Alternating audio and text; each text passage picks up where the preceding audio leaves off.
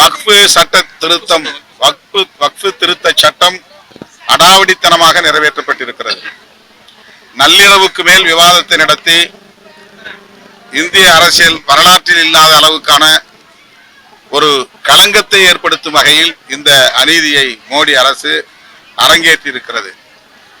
அவர்களுக்கு போதிய பெரும்பான்மை இல்லை.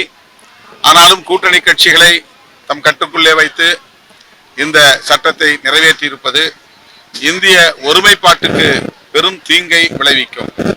திமுக உள்ளிட்ட எதிர்க்கட்சிகள் ஒருங்கிணைந்து 232 பேர் எதிர்த்து வாக்களித்திருக்கிறோம். மக்களவையில் 95 பேர் எதிர்த்து வாக்களித்திருக்கிறோம். மாநிலங்களவையில் இவ்வளவு கடுமையான எதிர்ப்புக்கு இடையிலே இந்த சட்டத்தை அவர்கள் நிறைவேற்றி இருப்பது சிறுபான்மை மக்களை அச்சுறுத்தும் நடவடிக்கையாகும்.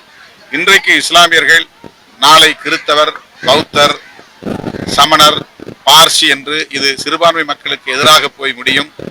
இந்திய சமூகங்களுக்கு இடையிலான நல்லிணக்கம் வெகுவாக பாதிக்கப்படும். இந்த சட்டத்தை நிறைவேற்றிய நாள் இந்திய அரசியல் வரலாற்றில் ஒரு கருப்பு நாள் என்று வரலாறு பதிவாகியிருக்கிறது. பாதகம் செய்பவரை கண்டால் நாம் பயம் கொள்ளலாகாது பாப்பா. மோதி மிதித்து விடு பாப்பா, அவர் முகத்தில் உமிழ்ந்து விடு பாப்பா.